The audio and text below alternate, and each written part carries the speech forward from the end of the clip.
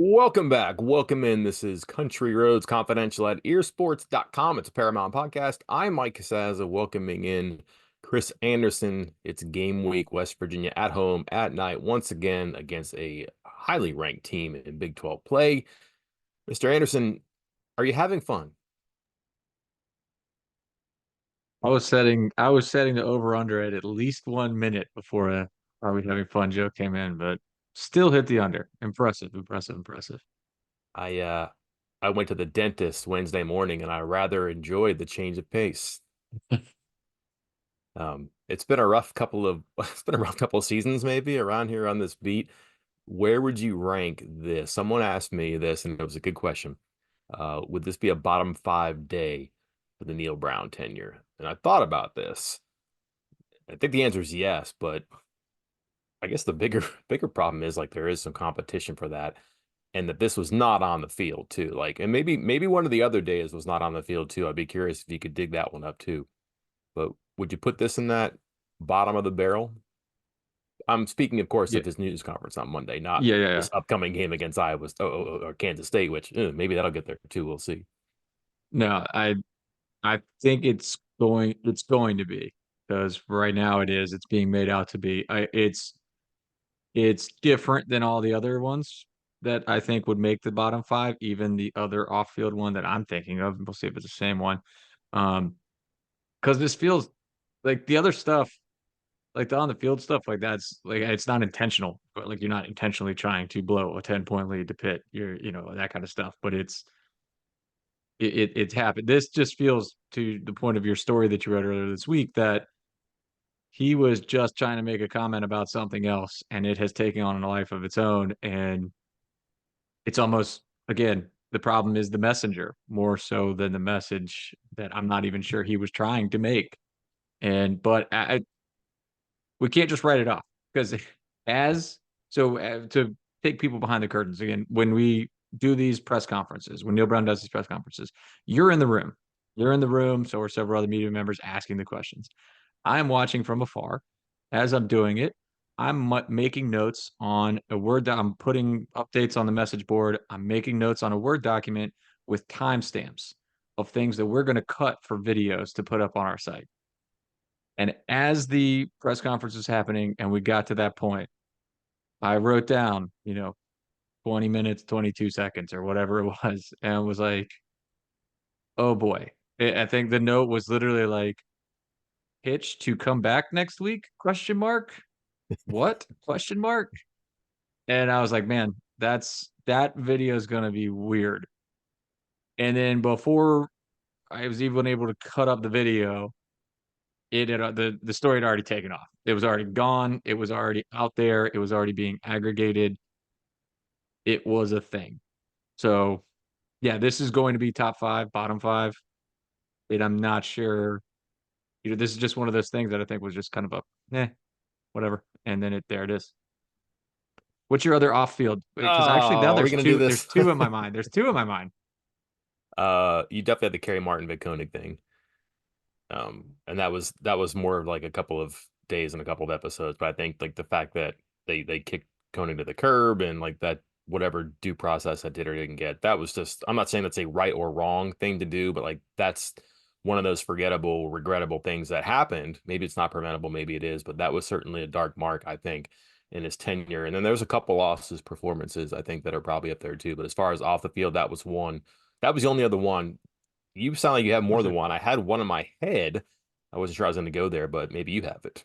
No, see, I was thinking that was more on field because I'm thinking that's football related. Like, I mean, obviously everything's football related, but I was thinking more press conference or Neil Brown commentary related. Ooh, okay. And the other one was what was it? The comment that he got picked up on the hot mic of such a big deal about just another game or whatever. I know I'm paraphrasing it wrong, but with the return of the backyard brawl, saying what's such a big deal about just another game or something like that. That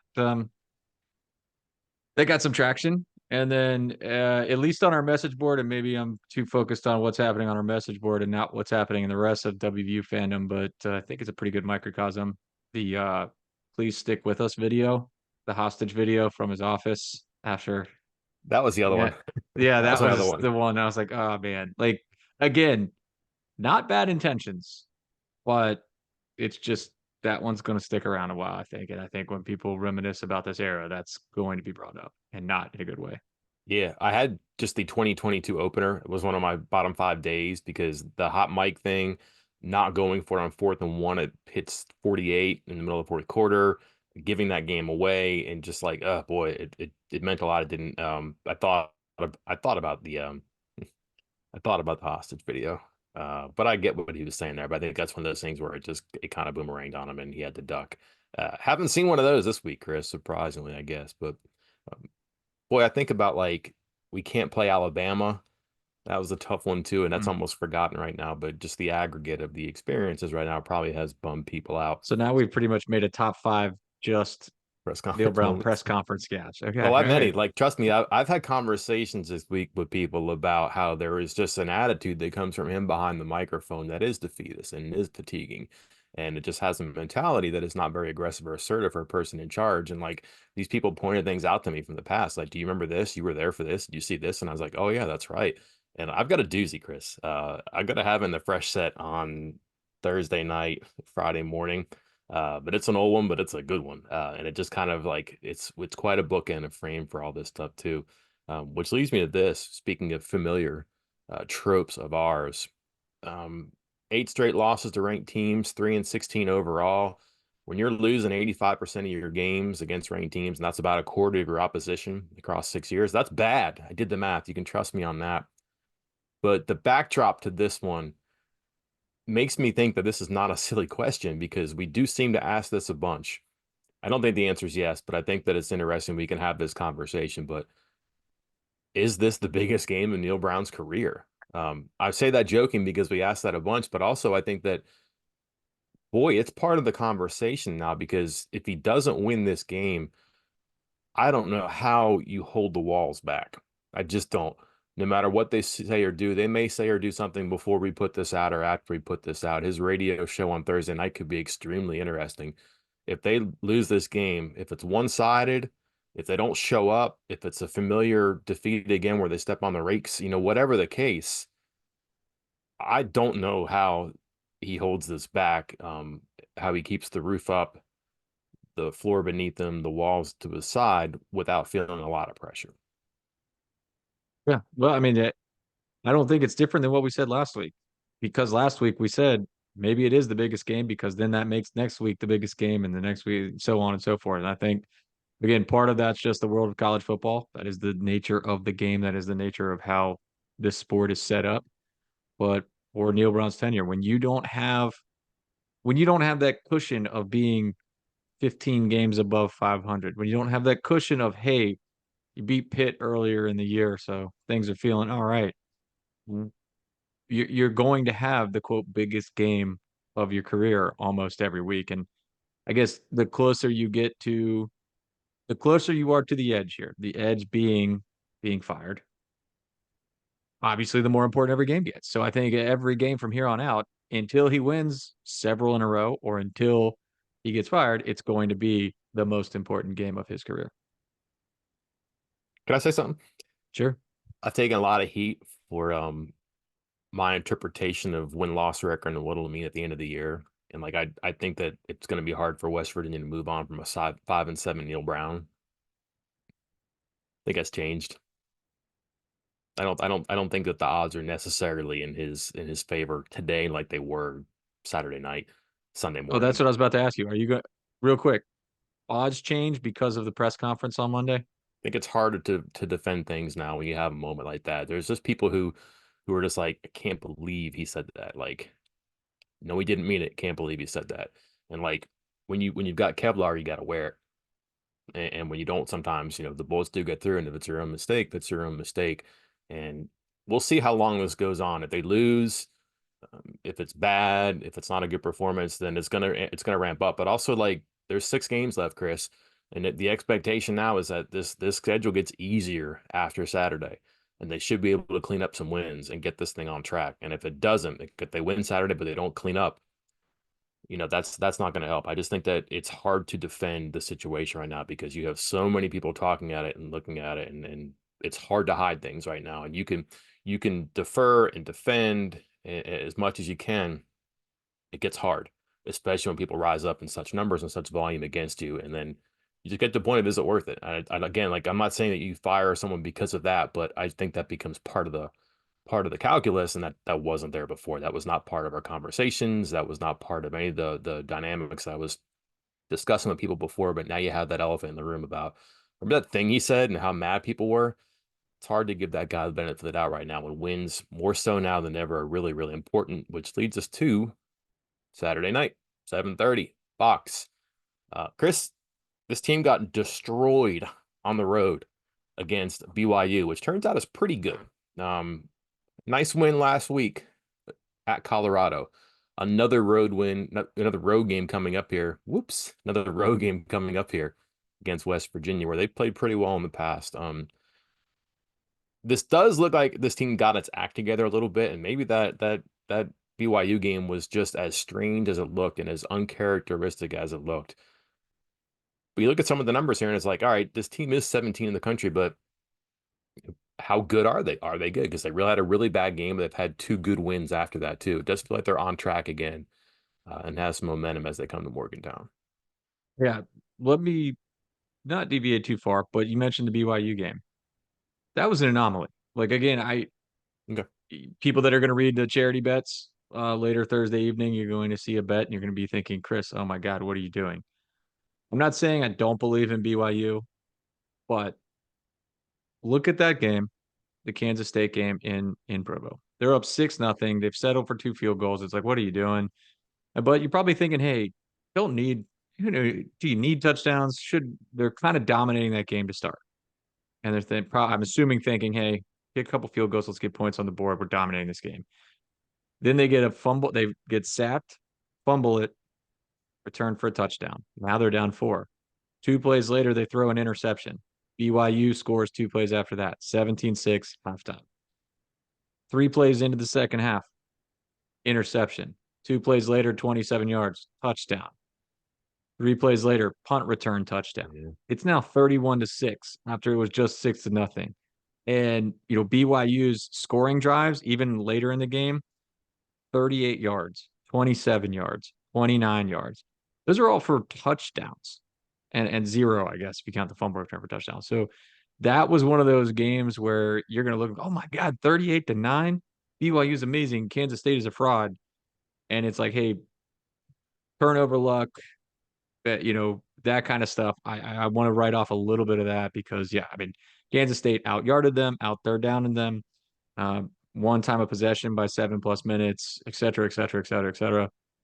Would have had 3 turnovers, set up a bunch of short fields, fumble return, punt return, all that. So this Kansas State team's already number 17 in the country, and they might still be even better than that coming into this game.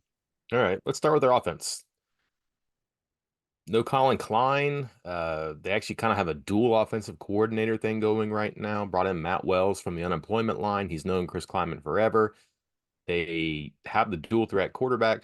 They run the ball as often as well as anybody in the country, and it's really hard to stop it too. If you watched last week, Colorado was committing 7, 8, 9 bodies to the box over and over, and they were still moving the ball. And Chris, this is, you would think, a pretty talented backfield because they had J.R. Giddens and they have Dylan Edwards. Giddens plays about 70% of the snaps. He's going to be near 1,000 yards before too long, leading the Big 12 top 4 in the country in rushing yards per game, rushing yards total, average yards per carry. Not a lot of deception here. They give it to him and they block for him, and they go, and the quarterback mixes in a little bit too. I think there's 3 teams in the country that have a quarterback and a running back averaging 6 yards a carry. The other 2 are Notre Dame and Navy, by the way. Weird group. But they do run the ball. They're very picky about when they pass it, but this is about a 6-4 run to pass team. And it just starts with Giddens, who's been dynamic this year too. Let me ask, I'm going to give you a trivia question before I start rattling off some of the things about him. All right.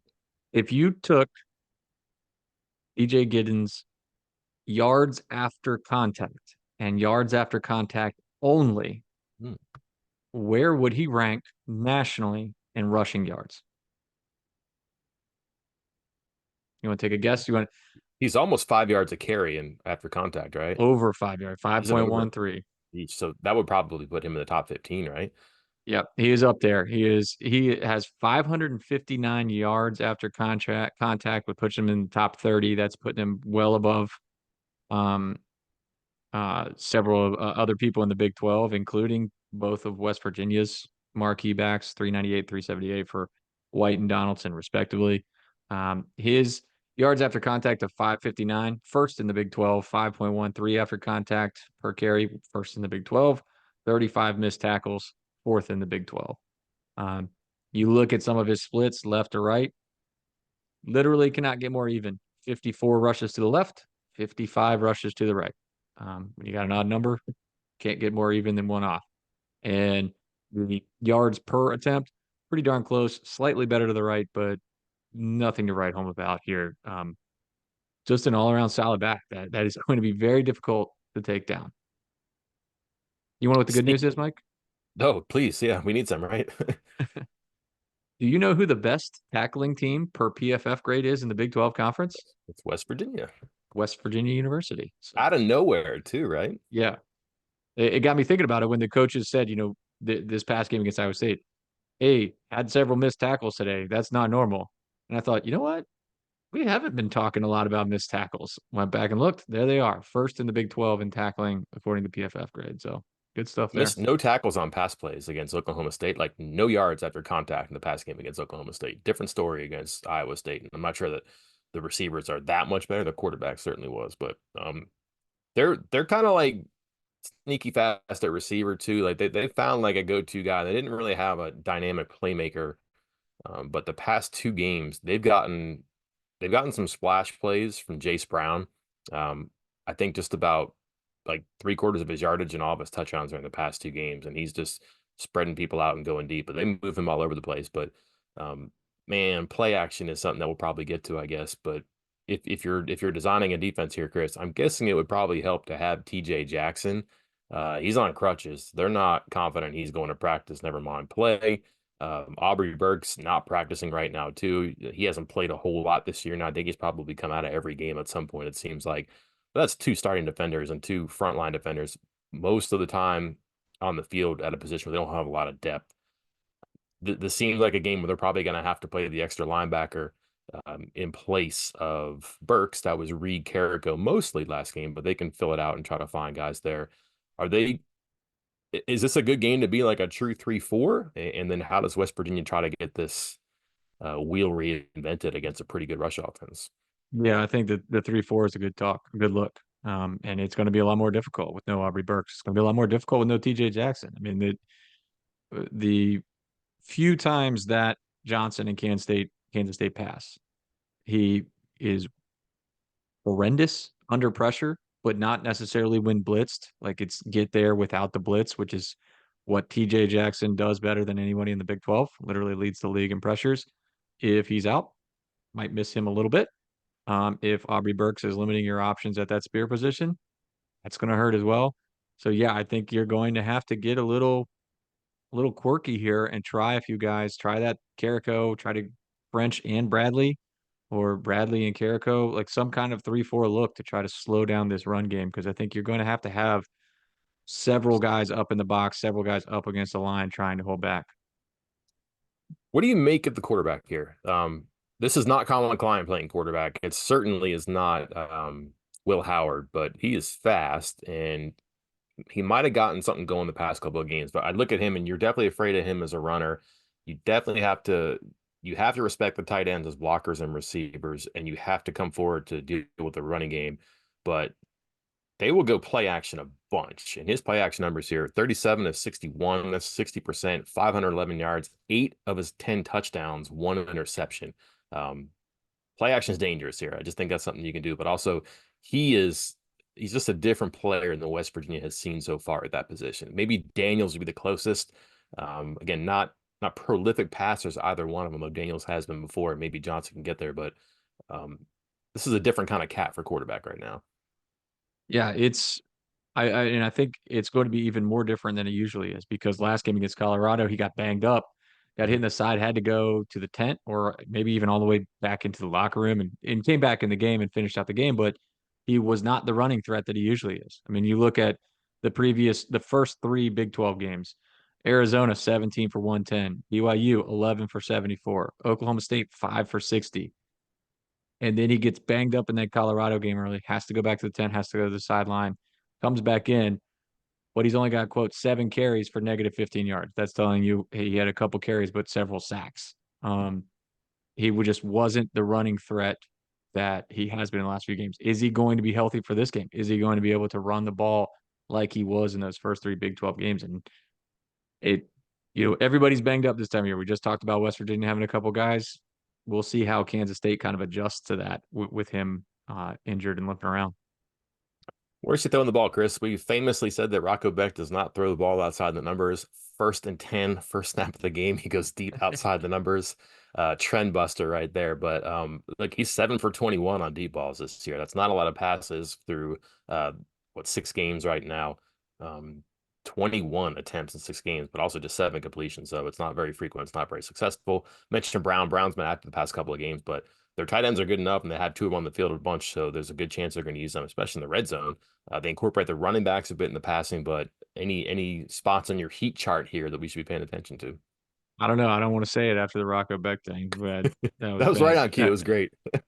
I mean, it could not have been more obvious based Yeah. off of the previous games too. It's almost like they had set that up leading into this game. But Johnson is 2 to 1 from 10 yard, 2 to 1 temps uh, before the 10 yard line. So 10 yards downfield. So he throws it a lot of short passes, a lot of behind the line of scrimmage passes. So it's a lot of little quick dumps, quick hits, stuff like that. He, as you noted, 21 attempts deep, only completed 7 of them, 4 touchdowns, 6 big time throws. So when he goes deep, he goes deep. The Mhm. average depth of target on those throws is 30 yards downfield.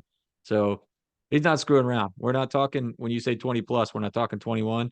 We're talking 30, 35, 40. So is that something to be concerned about with West Virginia? Mike, do you know a team that occasionally has issues with defending the deep pass and miscommunication with their safeties and cornerbacks? Anybody you know? I'm not familiar with their work. Okay. That might be something you want to keep an eye on because all of this, it all goes together. The run, run, run, short pass, short pass, short pass, lull them to sleep, bang, hit them deep. West Virginia has to be prepared for that. And I think that would be my biggest concern for this game because Kansas State is not a team that's made for explosive plays. Like I don't, I'm Hmm. they're a good offense. So I'm not trying to say that they're just some boring on offense, but they're just not a team that's typically going to hit 50, 60-yard passes downfield, things like that. And West Virginia can't fall asleep because occasionally they take that shot, and West Virginia is susceptible to giving that up. And if you're going to beat Kansas State, you cannot let them hit those 1 or 2 big throws that they make per game. Yeah, 103 in passing yards per game, but if you look at their passer efficiency, I'm trying to find that stat right now. Number 58 in the country. So again, 103 in passing yards, not great, but they also aren't relying on that because they run the ball so often. When they do pass it, number 58 in the country. That's a lot higher than 103, better by about half. So they do find their spots there. And again, in the red zone, 6 touchdowns to their tight ends. That's kind of where they go, what they do. And they have been very good, very efficient. Never mind scores touchdowns in the red zone, one of the best in the country for the past couple of years. That's one of the Kleiman specialties. Um, because you're right, Chris, they have to drive. Like they get a lot of plays per game. Their points per play is a pretty interesting number. And then if you look at their field position, their net field position, the difference between where they start and where the opponent starts is one of the worst in the country because they get put in bad spots a lot. They're not like terrific on special teams, commit a lot of turnovers too, which we can get into. But also, they start right about the 25-yard line on every drive. They're going to have to go 75 yards and they don't hit a lot of big plays.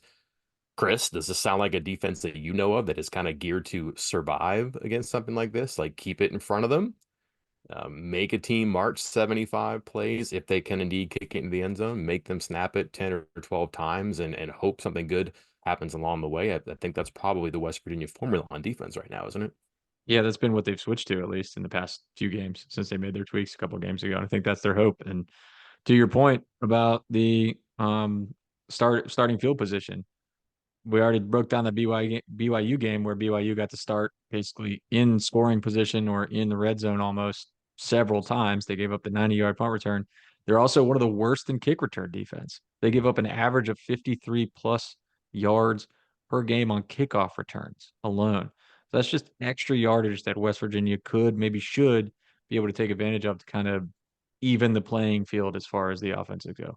I think it comes down to this.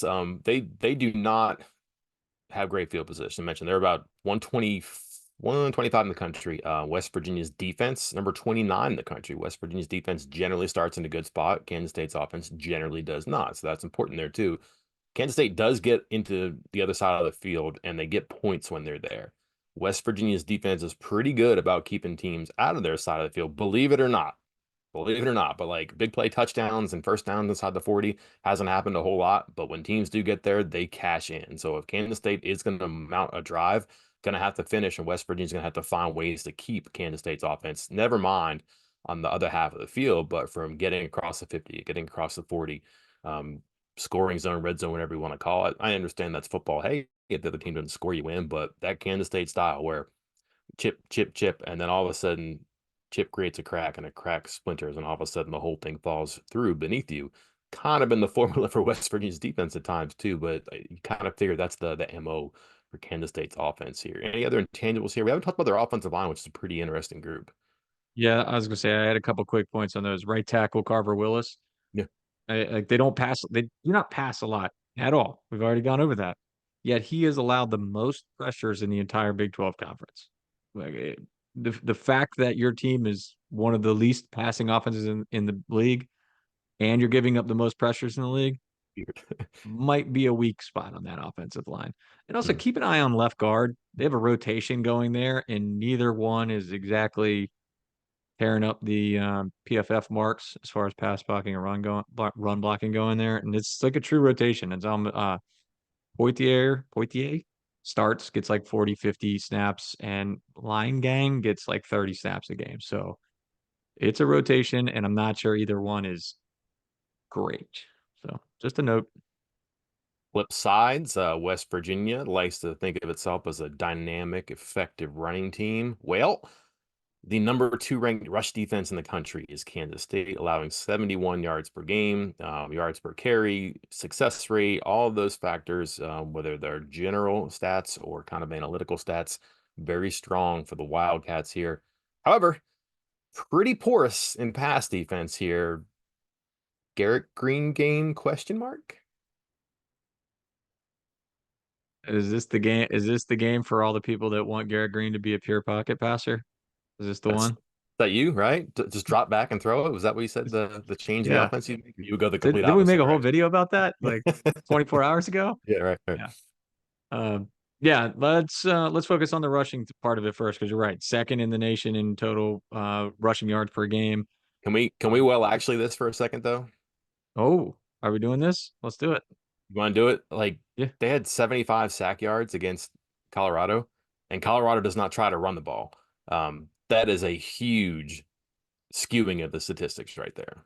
It Uh, happened, but like sacks, sure, sacks are negative plays, and they're very good about getting in the backfield. They have a couple of guys who can do it as a habit.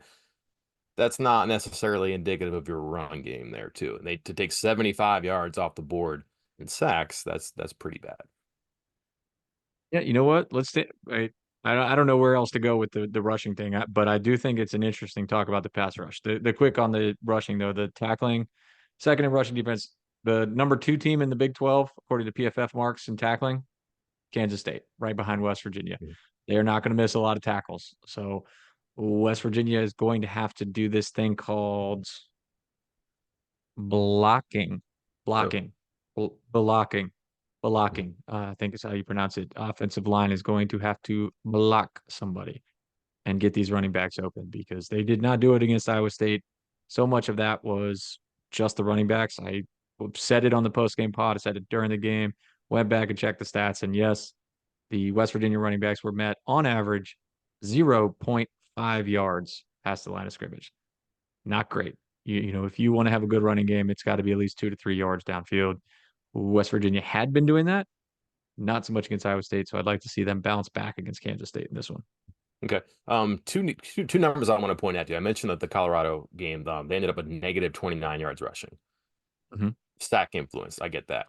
Tulane, if you watch them play, really fun offense. And I would say conceptually, probably you could recognize that offense in a little bit of what West Virginia does. It's not the West Virginia offense, but when they get their parts moving and they're running and they're dashing here and there, and all of a sudden you don't know who has the ball, if it's this or that, they're very effective in that regard. They ran 37 times for 149 yards and really put a scare into Kansas State. Home game at Tulane too. Why Kansas State's at Tulane, I have no idea. 37 carries, 149 yards. Not a very good rushing team, Chris. Oklahoma State. And Oklahoma State ran 30 times for 126 yards. So those are the two big numbers against Kansas State this year. Tennessee Martin, FCS team, 38 carries, 36 yards, FCS. Arizona, not a running team, got behind in that game on the road, had trouble, 19 carries, 56 yards. BYU, not a great running team, kind of missing that alpha running back, 27 carries, 92 yards, but ran the ball a lot because it was trying to control that game. You could qualify a lot of those games. FCS opponent, down on the road, up at home, trying to control the game. Those are different animals than, and even the Colorado game. Those are different animals in the Tulane game and the Oklahoma State game there. And I wonder if the truth is more toward one than the other rather than in the middle. Seems to me like if you have a plan and you're determined, you're going to run the ball and try to be successful here. Just my question, though, Chris, is how long West Virginia will stick with that before they say, wait a minute, this team has a hard time defending the pass. And let's switch over to there then, because this fascinates me, or at least the pass rushing part of it does a lot, Mhm. because you look at their PFF marks and their total pressures and stuff like that. As a team, they are the second worst in pass rush in the Big 12 conference. But Yeah. then they have a couple guys that are dudes, if you will. Uh, Brendan Mott obviously is one of them. He's number 3 in pressures in the Big 12 conference. He's number, I think it was 7th in the country in sacks with 6.5. Like, he's getting to the quarterback and he has a very high win rate. He is a guy that gets back there and wreaks havoc. You go and look at their numbers. Team as a whole, was it 18 sacks? So again, a couple guys are getting back there, and 18 sacks is top 20 in the country. And then to your point about the run defense, their tackles for loss is 39. So that means they're only getting like a couple other tackles for loss, like traditional guys making a run and you stop them in the backfield kind of tackles for loss, um, per game, which is average, worse than average. So a lot of this is coming from like 2, maybe 3 guys rushing the quarterback for them. And I'm curious how West Virginia can exploit that, because again, the secondary, which we'll get to in a second, is questionable, suspect, something. I don't get it. Like, I really like their cornerbacks too. Like, they Yeah. play a lot of man, and that could be part of it.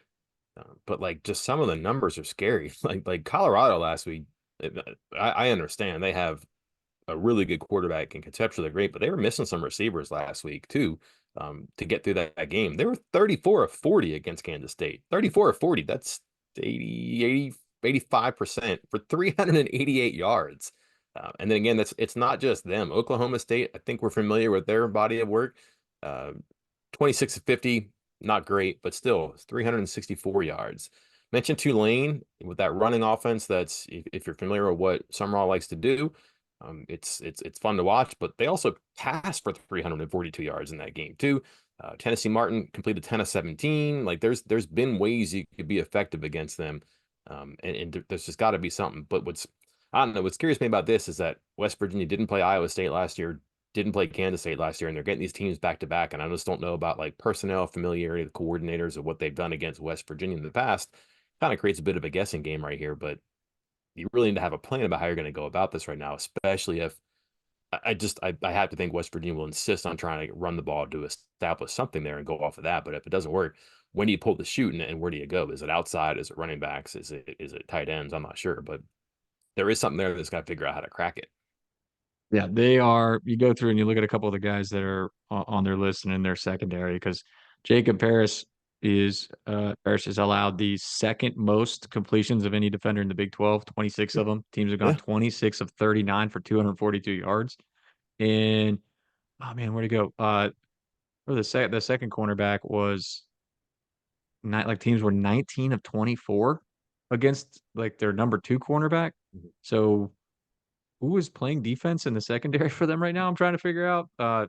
Because if teams are completing that high percentage, again, it's just one of those things. Keenan Garber, excuse me, was the Mhm. other guy. 19 of 24 for 264 yards when he is in the main defender. And even their safety, Marquise Siegel, 15 of 22. Desmond Purnell, 12 of 13. Like, who is playing defense on this team in coverage? I just can't figure that out, because a lot of these guys are just getting lit up when they are in pass coverage for the Wildcats, and that's a big reason that I'm curious. Just like you said, when do they pull the shoot? When do they say, "Hey, if we can't run the ball, let's just start slinging it"? Or is it one of these things where you try to flip it on your head and come out throwing to start? I'm not suggesting it, but you do the unexpected and really catch them off guard. I was going to say, do you think that West Virginia is capable of that as an offense of just kind of saying, you know what, let's let's keep the station wagon in the car in the garage. Let's take the Ferrari out today for a spin. Do you think that exists? And is it even a good idea? You know, like, hey, let's drop the convertible down, but it's also going to rain if you're not careful. I wouldn't mind seeing him try it, but again, in not in the traditional, hey, drop 3 steps and try to look over your lineman with a 5'10" quarterback and throw it over the middle. Roll the pocket, do some different things, get some motion, all the things that we've seen work with some crossing patterns, getting guys going, motion guys out, move them all around. If you can do that, try to get a little bit of pace going.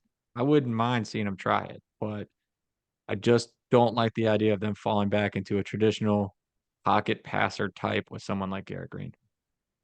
Yeah. One more thing on the guys who have given up all the receptions for you, like you mentioned, Parrish, Garber, Siegel. That's two corners and a safety. Their depth of target is 10 plus for all of them too. Like that's their for man to man defense. That's a bit concerning right there too. And if West Virginia does indeed have receivers who can get open and win at the point of attack, this would be a game to see that for And sure. real quick, sorry, adding in on those guys, one other little wrinkle that might be here. We'll see. But Siegel and Parrish both left the Yeah. Colorado game injured.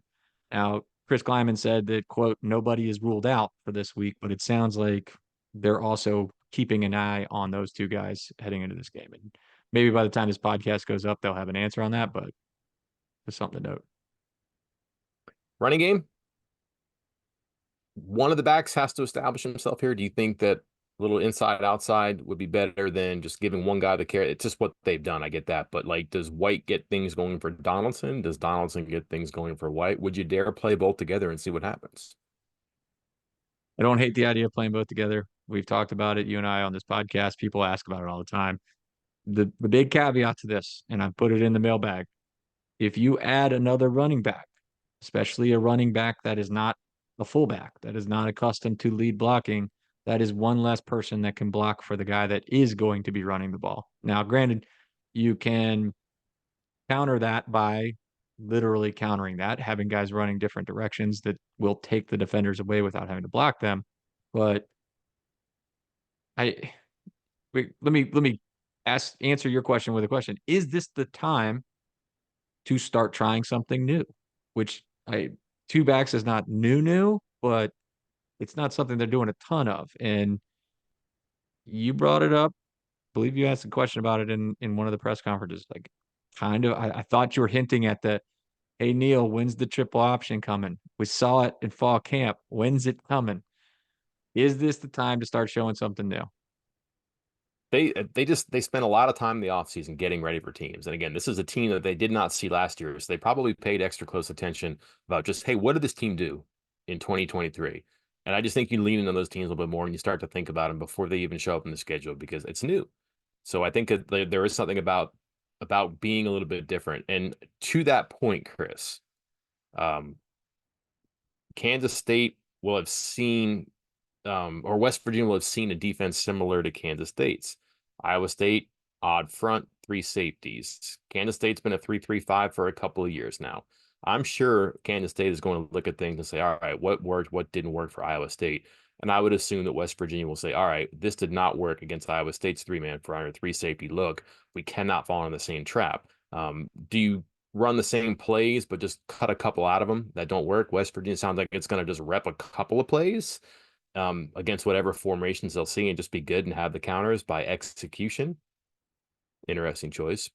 Do you have something new and have you been working on different things? And the point of that question was, here you are this deep into the season, but you haven't pulled out the Kansas State's like playbook yet. You haven't pulled out the Arizona playbook yet because you haven't played them. So what do you have that's specific and where do you go to them? Because they absolutely do that. Their analysts do it. Brown studies it and they try to figure out, hey, this worked against this defense. This defense struggled against this concept offensively. Can West Virginia do those things? Probably not too hard to get there. Will West Virginia do those things? I think it's sometimes hard for them to move off of their identity and try something new because they're pretty stuck to their concept and their identity on offense. Which you look at their defensive numbers for Kansas State. Like, here's what happens, Chris. They are 130 in the country in the amount of snaps they see on a pass. Like 60% of their pass plays or their defensive plays are passes. They are 110 in completion percentage allowed. They are 108 in yards per pass allowed. They're 119 in passes seen per game. They are 127 in passing yards per game. They don't turn over. They don't turn you over in the pass. They don't break up passes. They don't force incompletions. Like, and that's against FBS competition. That's not even with the watered down FCS game. Just those numbers I recited. That is what FBS offenses do to you. And don't forget, Chris, they have played mostly Big 12 teams because they played Arizona in a non-conference game. So they have played 4 Big 12 teams in 6 games. 4 of those numbers are the 5 FBS opponents they played with those numbers I just produced right there. There is something there that teams have found and exploited, whether it's a rushing offense like Tulane or a struggling offense like Oklahoma State or a pass prolific offense like Colorado. Can West Virginia be the wolf in sheep's clothes, so to speak? We'll see. Hey, as long as whatever they do is fun, that's what I care about. Time to wrap it up, Chris. Um, 7:30 start. We know how this goes. It'll be late. The press conference ought to be very entertaining after this game, win or lose, because like if they win this game, Neil is going to absolutely throw a "I hope you all had fun" into the microphone. If they lose this game, just it's going to be a very interesting scene in there, I'm sure, after the game. That'll be something perhaps we discuss in the podcast. But hey, when we're dissecting this thing, win or lose, who or what are we talking about when Kansas State visits West Virginia? Need to go back to the well, but it's Garrett Green. Like it's he started off rough, bounced back, was like, hey, he's back to his old self. He's doing the things that he does well, and it's helping this offense, it's helping this team. And whether by his decisions or coach's design, got away from that against Iowa State. And it hurt them in a big, big way. Big way. So much so that the conversation after the game, like, I mean, obviously several interesting answers, but one of the questions was, do you ever think of benching Garrett Green? Which, like, I don't know if I don't consider that a legitimate decision or thought at this point in time, but it's being floated now. It's being discussed now, and then you start hearing little comments, and maybe I'm reading too much into it. Of maybe there's some packages where we get Nico out there some more. Maybe, maybe not. But I think we're talking about Garrett Green one way or the other because either he bounces back, he's back to his old self, he starts throwing around some, good things happen, or they can't get anything going on offense. There's a couple bad turnovers again. They try to go to a pure drop back pass, things get ugly. And then there's the discussion about what needs to happen at quarterback and what's best for the future of the program. So, Garrett Green. Ooh, wow. Okay. Okay. Give me defensive coaching. They're going to be down some numbers from personnel wise. How do you get your line deeper and more effective without a really good player? If you're going to play 4 linebackers, but you're also going to need a spear at times, how are you going to make that work? And then what do you dream up to stop the run game, to keep a lid on an explosive running attack? How do you guard or how do you account for a running quarterback and not get spread out or pop passes to the tight end or for some sort of misdirection to another player? Like, what will the defensive staff have to do here? Because quietly and again, not triumphantly, that they have adjusted, they've made some changes, they have been better. It's not terrific, I understand that, but um, you're going to need something heroic from one side of the ball to win some of these games. They have not gotten that yet, and I wonder if the defense can make this work.